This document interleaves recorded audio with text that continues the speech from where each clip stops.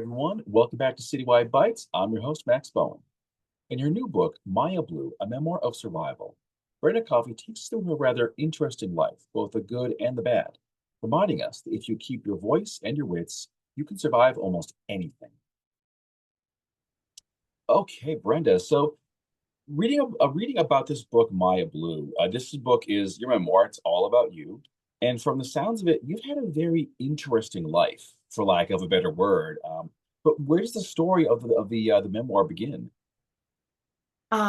It begins, page one is when this big burly weightlifter guy knocks on my door and tells me that we need a bodyguard and we better watch our step.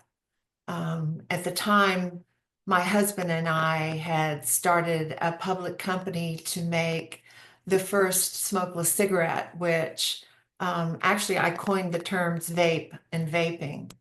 And as it turned out, the big six tobacco companies were threatened by the thought that we might take away some of their business. And they were very serious about this. And the way we knew this was our VP of manufacturing, I'm sorry, of marketing, was the former president of RJ Reynolds International. And so we had it on good authority that that was absolutely the case. And we did, in fact, wind up with a bodyguard who was the sniper on the San Antonio SWAT squad. Wow. That's not a way you want to live. No, definitely not. Definitely not. Why open with this? Because there's so many other ways I think you could start this book off. Why did this become the page one? Um, the rule of thumb on writing a book is that you want to hook somebody from the first paragraph, if possible, certainly the first page.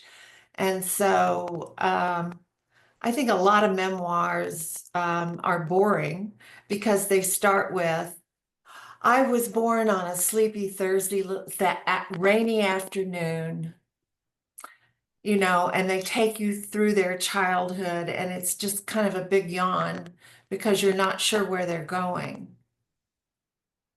I like that. Good strategy. Now let's talk about the name Maya Blue, a memoir of survival. I feel like there's like a two-part question here. Maya Blue, where does that come from, and why call it like a memoir of survival? Maya blue is a real color, Max. Oh, okay. Yeah, Didn't know that. yeah, it is. It's art historians say that it's probably one of the oldest, strongest, most resilient pigments known to man. And the Maya used it on a lot of their temples and their ruins. And at some point in this book, you will read that I was taken at gunpoint in Guatemala and by the Guatemalan army. And they marched me about 15 minutes into the jungle where they kept me for, shall we say, until I got loose. And so there was an unexcavated Mayan ruin there. And I saw that color for myself. And so it was only years later that I connected the dots and realized that that was a real color. And coincidentally, or maybe not, it was the color that the Maya used to paint the bodies of their sacrificial victims. And most of them were women. Oh, Um, the story of Maya Blue is that I've been surviving something for a long time.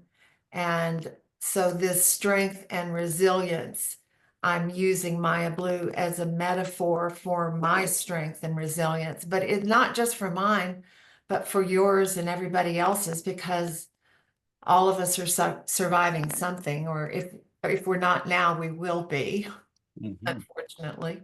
Yeah. And and just like reading about the book and reading about your life, you've certainly been through a lot, and I'm very sorry about this. But I did want to ask, you mentioned your strength and resilience. Where do you think this comes from? I think a lot of it came from my dad. He was really strict, kind of raised me. I was an only child, and my mother was weak and had emotional problems, and he didn't want me to wind up being like mother. He wanted me to be able to stand on my own 2 feet. So he was really strict. And then my first husband, Philip Ray, um, really interesting man. Um, Taught me lots of rules of thumb. Philip grew up very poor, and he made it big. He was the inventor of the microprocessor and the first personal computer, in addition to the first smokeless cigarette. And so he had a lot of rules of thumb, like always plan for worst case. Anything less than that, you can handle. But if you plan for worst case, then you're prepared. So in addition to being raised by a strict father, I had all those uh, words of wisdom from Philip, and he was older than I was. Okay. So those were hard learned lessons for him, I think. Mhm. What about the choice of what to include in the book and maybe what to leave out? How'd you go about deciding, okay, I'll be putting this in, and maybe not this? Um, One of my editors that I worked with from Simon and Schuster, uh, she knows me and knows my history and my story, and she told me in the beginning, she said, most authors have a hard time coming up with enough things to fill a book. You have the opposite problem. So as I finished the first draft and emailed it to her to read, and she said, We don't need to know that. That never comes up again. It really doesn't advance the story." Of course, I thought it did.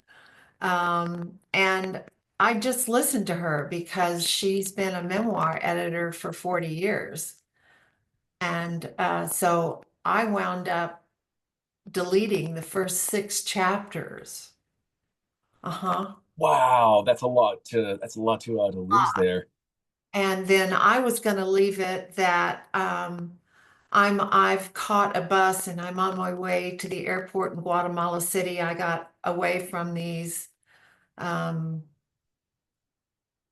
brutal men, and hopefully have the audience just and the reader say, okay, well, this is going to be okay because she's on her way home. And my editor said, no. Um, You've told us that your first husband died and he didn't leave you any money and he left you millions of dollars in debt. And you've scraped together everything you have to pay for this trip to kind of pull yourself together after his death. Readers are going to want to know what happens to you when you get home. And so I wound up writing 5 more chapters at the end then to answer that question. Was it hard to lose these chapters? I mean, I know, like you said, the editor has just like decades of experience, but this is still your story. So when she said this has to go, what was your thoughts on that? Well, that's a really perceptive question, Max. Um, Authors are known for, they call it, loving our darlings. And we have such ownership in it, particularly if you're a memoir writer. I mean, it's your life. But I had to then balance that against this woman with 40 years of experience. And I said, okay, she's right. And the moment I agreed with her in my mind, then that was it. And I hit delete. Wow. And then likewise, you mentioned about how the stories are your darlings. One of the best pieces of advice I've heard from writers is you have to be willing to kill your darlings because you have to be, I guess, that ruthless when it comes to making the changes. Nothing can be sacred to you. That's right. And actually, another woman that I know who had read my book and knows me, um, and she is also an editor. She was shocked. She sent me a text and she said, "Talk about killing your darlings. Way to go." Yeah. Well, I have to agree. I think that's a much more powerful opening, on the bus getting home versus being told, "Hey, your life's at risk for this thing you did." Certainly, like you said, you want to hook the reader. That's how you do it. But how do you keep the reader interested? How do you I guess, craft a story, your story, so that they're going to want to keep on going? I'll tell you my secret. Please, yeah, please, yeah. My chapters are short. Mm, I always end it leaving the reader wanting more. there we go. And I think it's worked because the response to Maya Blue has just been incredible. I'm the book is in its second printing. Maria Shriver has put it on her best summer reads list. Yeah, I know. And it's been nominated for the 2025 Kirkus Prize, and that's one of the richest literary awards in America. So, oh, and Hollywood is calling. That is crazy. I'm not surprised. That's just bizarre. I mean, I was just going to comment that this would be a great Netflix series or a Hulu series. Yeah, so not surprised at all. yeah, there's one phone number that calls me, and when I see it on my cell phone, when it comes across, I'm like, oh my gosh, he's calling again. And so yeah, this has been a really interesting ride. I'll bet. Oh, It's a story that I didn't think that I was going to tell. okay. Uh, but COVID came along, and then you're kind of trying to scramble and say, well, what am I going to do now? Because my schedule's been interrupted. So I sat down to write. And I thought if I could write about what happened to me in Guatemala, that I could write about anything. Hmm. But I was wrong.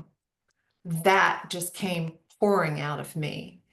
It was when I started writing about how my first husband, this brilliant man that I think I worship like a god in a lot of ways, how he got off track with drugs and alcohol. And actually, he learned to make cocaine, and he set up a full-blown lab on the first floor of our house. And he was brilliant to a fault. Um, and I think that I never really thought he would actually do it, that it was just sort of like his own personal Rubik's Cube to keep him busy. But I should have known better that he would do that. But then he wanted to know what all the fuss was about Coke, and he wanted to try it once he knew that he had the real thing, and bit him in the butt. Yeah, it usually does. And you would think somebody that smart would understand that, but Yeah, yeah. um, Especially someone who helped develop the vape. Obviously he must have been very well versed in nicotine and all its properties. You'd think he would see Coke as, yeah, I'm not going to touch that stuff. But wow, wow. What was it like to revisit these parts of your life? the parts with Philip were really hard, Max, Hmm. because I felt like I was being disloyal to him. For a long time, he was the darling of Wall Street. His addiction was a secret that I kept. He was very well respected and revered. And I just, as I'm typing away and this is pouring out of me, there were times that I just had to walk away and say, what are you doing? So that was really, really hard. Hmm.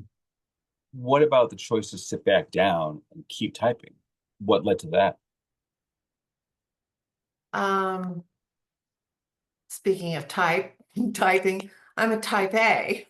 Ah, And so, I had to finish. I had to hmm keep going. If for no other reason than for me, I think in many ways it was therapeutic to just get it out. hmm Now that we're past the release of the book, it's out there, the world's seen it. Do you think you have a different perspective on things, having gone over it again? No. Okay. Okay. No. I wrote truth, and I didn't want to just throw stones at him. I take a lot of responsibility for not speaking up and saying, no, you have to stop this sooner than I did. Um, so no, I wouldn't have written it any differently, and I don't see it any differently now. Okay. I want to ask a bit about Philip. Do you feel like your take on him is, I guess, an honest and fair take? Do you feel like you were like sharing both the good and the bad? Oh, yes. Hmm Yeah. I go out of my way Oh. to paint a portrait of him, how he was before addiction. hmm And that was a man that was spellbinding, actually. Um, our friends they would come over and crowd around him, sort of like children during a story hour, because he was so smart, and they would ask him all these questions like, for him, they were probably easy, but he was never condescending, like, how does electricity work? Or what is string theory? And he had these little note cards that he kept in his pocket and a black flair pen. And he would take out a note card and he would draw these very simple diagrams. And he never talked down to anyone. Um, but he made it very understandable to where they walked away thinking that they understood some of these complex elements of physics, for instance. And that, I always thought I admired him for that, because I think that was a gift. And I've seen other people that are brilliant like that, and they like letting you know how smart they are. But he didn't do that, and he didn't really like to talk about himself. He would always say, turn it around and say, "Hey Max, tell me about those posters on your wall back there. Those are really cool." Hmm. So he was a really good man that got off track. Okay. One of the things I read in the book synopsis that I want to talk about was that this book will strike a chord with those who have lost their voice or had trouble finding their power. I'm curious as to how this was, I guess, like a part or reflected in your own life and how you got your voice and power back. Well, I lost my voice because I adored this man. I worshiped him. I thought he could do no wrong. I didn't think he was going to make cocaine, and when it was apparent that he had, I since I had already lost my voice a long time ago, it was difficult for me to really stand up to him and say, this has to stop. And I think a lot of people find themselves in that situation, whether it's with a boss or a mate. Um, and so I think a lot of people can understand this, but I learned that our voice is our strongest power, and Okay. we never ever lose that voice. And with it, we can survive almost anything. Do you think there's a central message for the readers, or do you think it's going to be different depending on who's reading the book? From the reviews that I have read, uh, just from the average reader, not from, like a reviewer, a New York Times bestselling reviewer, um, or the former executive editor of Fortune magazine reviewed my book. So it runs the gamut, but I think all of them, that message of never lose your voice because it's your strength and you need to stay grounded in your strength. I think it's a message that comes through loud and clear. Good, good. All right, Brandon. Well, we are coming down to the end of this conversation, but the last question that I always ask is, what is next for you? What is next for me? Um, uh, Hopefully something comes from all these discussions I'm having with the people in the film industry. Um, and if it does, I want to be the one to jump on board that team and help them write the screenplay. I I have love that. I have another book in me, another memoir. Those are not the only things that I have that are shocking to say, but I'd much rather see that Maya Blue is brought to the screen and that it's done right. I certainly hope so. I really do. I really do. Thank you. All All right. Well, Brenda Coffee, thank you so much for joining me. I really appreciate this. And for the folks at home, you've heard the story. Now, here's what you do. You go to brenda-coffee.com. Everything is there. Get your copy of the book. Leave a review. We'd love to see that stuff. And let us know what the book meant to you. What was your take from it? What do you think was the message?